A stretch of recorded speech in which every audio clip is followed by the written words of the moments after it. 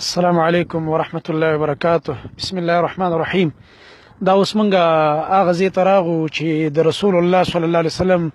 په مدینه کې ګستاخي کوونکی یو ډېر عظیم دشمن د الله د نبی یو ډېر بدبخته انسان او د یهودیانو سردار کعب بن اشرف چې د الله د نبی صلی الله علیه وسلم ډېره ګستاخي به دی ظالم کوله،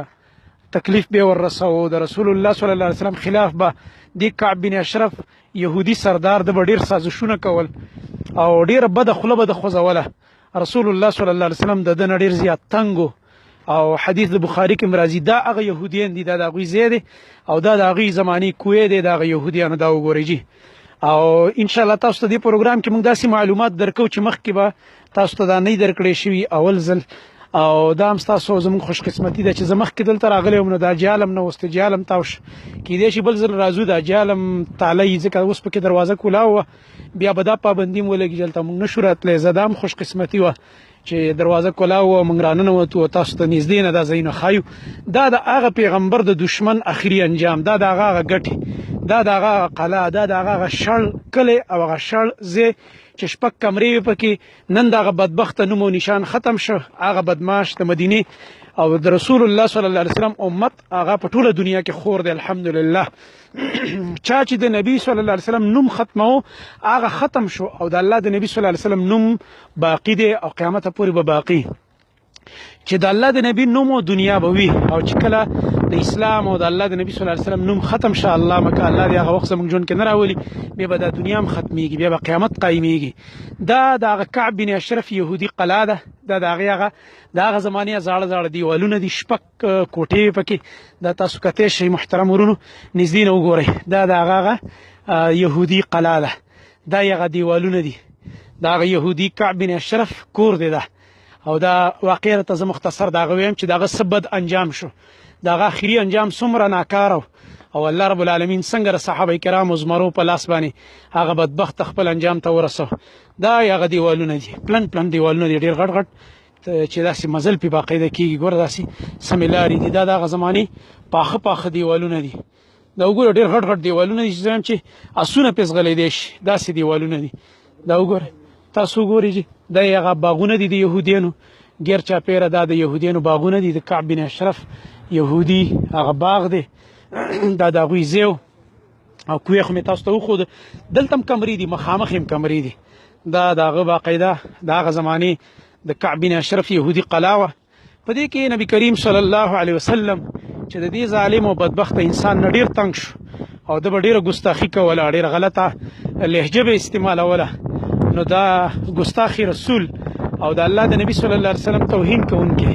د ده په باره کې نبی کریم صلی الله علیه وسلم یو ځلې صحابه کرام رضی الله عنهم ته ویلې چې په تاسو کې داسې څوک نشته دی چې زما دپاره د دې بدبخته نه کافي شي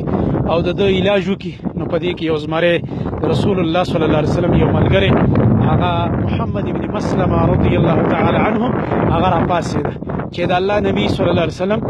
زه به دا خدمت وکړم او زه به د ده علاج وکړم، تاسو ماته اجازت راکړئ، ځان سره ملګري واخلم. نو د الله نبی صلی الله علیه وسلم ورته اجازت ورکړه. بیا دې صحابي وویل چې دا خو چونکې ډېر غټ سردار دی او د خپل قوم مشر دی، د ده مرګ ماته لږ مشکل وي، زه به د الله نبي داسې یو کار وکړم، یو طریقه د ده د ګرفتارولو دپاره چې تاسو ماته اجازه وکړئ، زه به تاسو پسې لږې خبرې وکړم چې د ده په ما لږ یقین پیدا شي چې دا هم ګینې د دې خپل نبي خلاف شوی دی. نو هغه وله راغی د کعب بن اشرف ته، هغه صحابي محمد ابن مسلمه رضی الله تعالی عنه او د کعب بن اشرف ته وایي د یهودي ته چې یاره زموږ دا پیغمبر چې دی مړار وخت زموږ نه پیسې غواړي چې جهاد دی او پیسې راکوي او تعاون راکوي د دین لپاره، دا خدمت دی او دا او بس زما اوس پیسو ته ضرورت پیدا شوی، ته به لږ ما سره قرض ونه کړي. نو هغه کعب بن اشرف سردار خوشحاله شو، ځه ګینې د رسول الله صلی الله علیه وسلم د ملګری خو د هغه خلاف شوی دی، ولې نه زه به سره قرض هم وکړم. او یهود داسې دي چې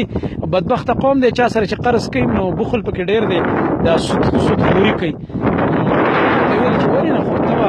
ځکه بې حیا انسان او بې غیرته او د هغه زمانې د کعب بن اشرف نو ډېره غلطه خبره دی کعب بن اشرف وکړه دې صحابي ته چې قرض به درکړم خو په قرض کې به ته ما سره په ګاڼه کې ښځې به راسه کېنوئ. الله اکبر. هغه صحابي ته دا خو ډېره بده خبره ده او دا خو ډېره بې غیرتي ده چې زموږ نه داسې مطالبه کې او موږ به تا سره ایله بېله ښځې دغه کوو بیا خو به موږ له خلک پیغور راکوي او دا خو ډېره بې غیرتي ده. زه مړه خو بل څه ترتیب وکړه او قرض راله راکړه لږ هم په کار دی او مال هم په کار شوی دی. الغرض خو دې زه دې ته تیار شي اعتماد کې واخیسته. بیا مختصر واقع خو اوږده ده مختصر خلاصه تاسو ته وایم هغه دا وه چې محمد ابن مسلمه رضی الله عنه ملګري تیار کړه او یو ورځ ورپسې راغی او د خو مخکې نه اعتماد کې دا کعب بن اشرف سردار اخیستی و چې زه ګینې دې مونږ قرض پسې راځو او هغه ورته ځان مکمل تیار کړه ملګري ځان سره راوسته او په دې کې ورته آواز وکړلو چې راوځه. محمد بن مسلمه رضی الله عنه دغه ته وویلې ملګرو ته چې کله دې راوځي نو موږ به ده ته ووایو د کعب بن اشرف ته به زه وایم چېرې ستا خو په دې سر دونه ښایسته خوشبو دې لګولې ده ډېره قیمتي خوشبو استعمالوي او ډېره مزېداره خوشبو دې لګولې ده نو ته دې خوا که لږ دا ستا سر موږ بوی کړو دا څومره ښایسته خوشبو ترې راځي نو چې کله دې سر راښکته کړي تاسو به د ده دا ویښته کلک ونیسئ ما ته او زه به ترې دا سر قلم کړمه. نو په هغه دوران کې چې هغه صحابي وله کله راغی او د کعب بن اشرف ته یې ویلې د الله د نبي د دشمن ته د یهودو د سردار ته چېرې تا خو ډېره ښایسته خوشبو لګولې ده او دا ته لږ وښیه دا سر دی چې لږ موږ بوی کړو. بس صحابه کرام رضی الله عنهم ته ویښته کلک راونیول او محمد ابن مسلمه رضی الله تعالی عنه د رسول الله صلی الله علیه وسلم دغه زمري صحابي هغه ته سر قلم کړو او نبی کریم صلی الله علیه وسلم ته دې زیری ورکړو چې هغه بدبخت خپل انجام ته ورسېده.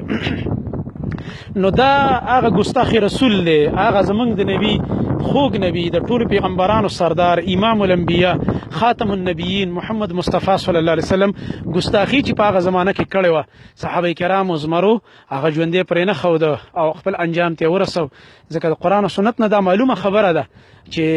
په دې باندې علماء مستقل کتابونه لیکلي. امام ابن تیمیه رحمه الله هم په دې باندې کتاب لیکلی الصارم المسلول على شاتم الرسول صلی الله علیه وسلم. څوک چې د رسول الله صلی الله علیه وسلم په شان کې ګستاخي وکړي کنځلې وکړي نعوذ بالله یا دا لکه اوس چې ګستاخانه خاکې ده یا نور بدبخت ظالمان فلمونه جوړوي وغیره د داسې کسانو انجام دی چې دا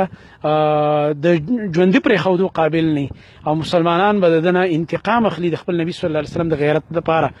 نو بیا دغه بدبخت خپل انجام ته ورسېده. نن تاسو وګورئ د عبرت نمونه ده د ده دا کور دا د کعب بن اشرف کور دی چې دا موږ پکې ولاړ یو زموږ په شانته مسلمانان چې د 15مې صدۍ دي نن موږ د هغه په کور کې ګرځو او نن موږ دغه عبرتي انجام لګی دی په خپلو سترګو باندې ګورو. تاسو هم راسره ګورئ زیات نه زیاته به دا ویډیو شیر کوئ د خپل نبي د محبت دپاره. صحابو دومره غټ غټ غیرتونه په خپل نبي باندې کول او موږ تاسو دومره نشو کولی چې یو ټک ورکړو دا ویډیو شیر کړو چې مسلمانان یې وګوري فایده ترې واخلي. دا زموږ د نبي صلی الله علیه وسلم او د صحابه کرام رضی الله عنهم دغه غیرت ځمکه ده او دلته چې چا د اسلام خلاف د نبي صلی الله علیه وسلم خلاف ګستاخي کړې ده صحابه کرام رضی الله عنهم هغوی ته عبرتناکې سزاګانې ورکړي د خپل دین د دفاع دپاره او دا چې کوم دی د هغې هغه علاقه ده کعب بن اشرف د خواوشا چې تاسو ګورئ لګې په دې ویډیو کې دغه دي د هغه زمانې چې کوم هغه کجورې وې اوس ختمې شوي اوس خو پکې کجورې نه کېږي او تاسو ته م هغه کوې مو ښودو اوس بېرته یو ځل بیا مو ښیم چې دا د هغه کعب بن اشرف دي کوې دی چې په هغه وخت کې به د دې ځای نه اوبه دغه کولې اوس دا کوې چې دی دا وچ شوی دی او دا نن د عبرت دپاره پاتې دی. دا تاسو وګورئ دا هغه کوې دی د هغه دور نه همداسې پاتې دی اوس وچ شوی دی. نو دا د کعب بن اشرف هغه مختصر واقعه وه او د هغې هغه انجام چې تاسو په سیرت کې دا واقع تفصیلي کتلی هم شئ او شاید چې تاسو به اورېدلې هم وه خو دومره ده چې نن مونږ تاسو ته لا یو الحمدلله دا دغه وښوده. الله یې تاسو ټولو ملګرو له اجر درکړي. الله تبارک وتعالی یې تاسو ټول مکې مدینې ته د حجونو عمرو دپاره سره د خپل اهل و عیال راولي. څومره ملګري چې دا پروګرام زموږ اوري ګوري او بیا چې کوم دی شیر کوي دې ټولو ته موږ دعا کوو دا موږ سره په دې نیکۍ کې دا ټول ملګري شریک دي انشاءالله تعالی. الله رب العالمین دې تاسو بیا د خپل پاک ښار ته راولي د مکې او مدینې د ځمکو ته دي الله رب العالمین تاسو ټول ملګري راولي سره د خپلو بچو سره د خپلو اهل و عیال. کوم ملګري چې دا زموږ پروګرام ګوري کوم ملګري چې دا شیر کوي نو ټول ملګرو ته دی الله رب العالمین د نبی کریم صلی الله علیه و آله وسلم شفاعت نصیب کی او الله رب العالمین د قیامت په ورځ زمونږ حشر د خپل نبی صلی الله علیه وسلم د مخکونو پیغمبرانو د صحابه کرام رضی الله عنهم تابعین تبع تابعین زمونږ د امت سلف صالحین نیکان خلق دا غوی سره دی الله رب العالمین زمونږ تاسو حشر وکي. سبحانك اللهم وبحمدك اشهد ان لا اله الا انت استغفرك واتوب اليك والسلام عليكم ورحمه الله وبركاته.